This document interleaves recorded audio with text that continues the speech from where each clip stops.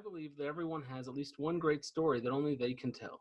Maybe it's about the time you and your best friend promised to bring all the alcohol to a party and it turned into a big adventure. Or the time you tried to build a time machine in your garage. Or maybe it's just about the best day of high school. My Best Story is dedicated to discovering these stories and releasing them into the wild, one guest at a time. I'm Travis Tidmore. Join me as I discover Brandon Ellis's best story.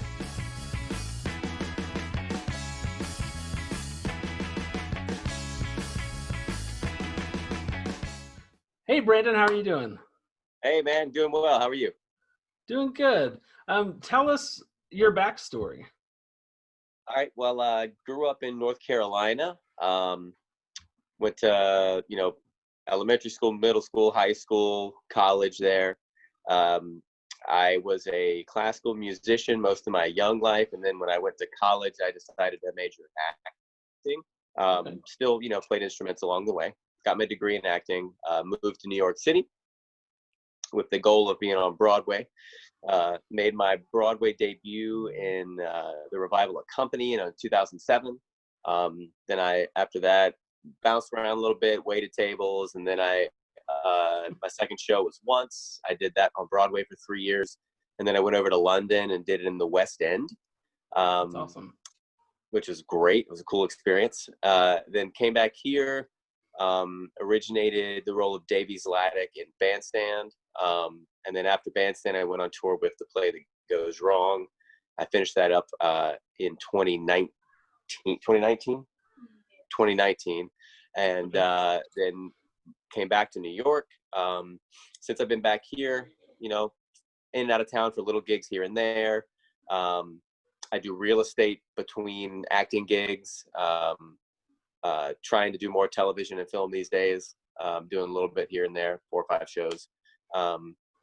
Trying to make that transition. I'm also a personal trainer and passionate about that stuff because I was a little fat kid. And I also loved competitive powerlifting, so I got into that for a long time. Awesome. And let's see, other story stuff. I've done martial arts my whole life, so that's something I've been interested in. Very cool. Yeah. Well, Brandon, what is your best story? So this is that's right, that is a good story. I also do a lot of commercials. Okay. There was a year there where I think I did 15, 16 commercials in a year. And one of the commercials I did, I was the spokesperson for Firehouse Subs. So Okay. I did all of their national commercials, their billboards, radio, print, everything was me. So when you do a job like that, they have to do a background check. And this was right after the whole, this was in 2015. So I think Jared Fogle was kind of fresh in everybody's mind after what he had got busted for. So they did a deep background check on me. And they were doing that background check while we started shooting. That's when it's like sort of started to do it. And the shooting was a week in Chicago. And on towards the end, I think the last day of shooting, we're in 2 rooms. One room was a restaurant where we were shooting. The room next door was the production suite. So all of the producers, the owners of the company are in there, the director, production team, videographer, all that stuff are in that room. And the producers call me into the room and they're like, "Hey, your background check came back." And I said, "Okay, how am I doing?" And they said, "Well, pretty okay. We just have one question for you.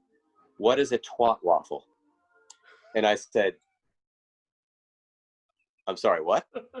And they said, "Right here on your Twitter from, I don't know, November something, I can't remember. They had the exact date. And they're like, in this tweet, you said Donald Trump is a twat waffle."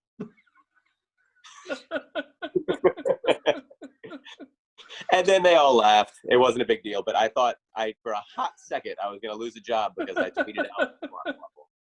That's fantastic. That's a great story. So how long did you work for Firehouse Subs? I was the spokesperson for them for a year for one campaign. That's awesome. Yeah. Very cool. Yeah, it was pretty great. Story.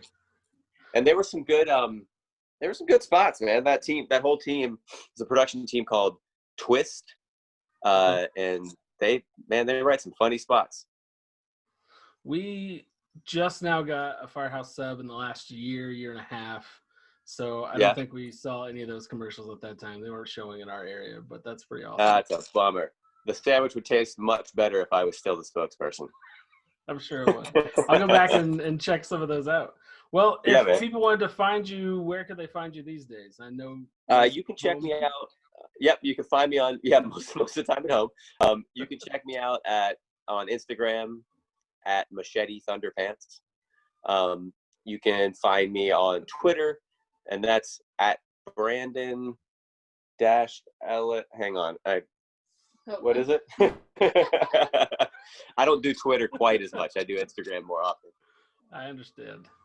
I just had to live tweet the Bandstand live stream, and I was like, oh man, I haven't tweeted in forever. How did that go? I'm at Brandon Ellis 5 on Twitter. It went great. It's so cool that they were able to do that. And we ran for 6 months on Broadway, and the tour closed early because of the COVID. And so it's just nice that they were able to find a way to get the story out to all the people that weren't going to get to see it. It's an important story. It is. My wife and I saw it on Broadway, and we loved it.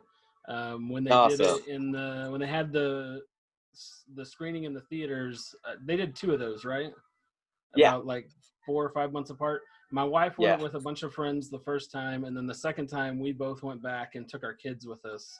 And our kids are probably a little young for it to get all of it, but we all enjoyed it. It's a great story, and it really does have an important message. Yeah, agreed, man. I appreciate it. Well, thank you so much for being on the show. Yeah, of course. Thanks for having me, man. Special thanks to Brandon for coming on and telling us his story. As always, new episodes drop right here every Tuesday and Thursday. Be sure to like, comment, and subscribe. Our title music is Red, White, Black, and Blue by Peg and the Rejected. If you have a story you'd like to tell on the show, hit us up on our Facebook page, on Twitter at MyBestStoryShow, or via email at mybeststorypodcast@gmail.com. Until next time, go live your best life.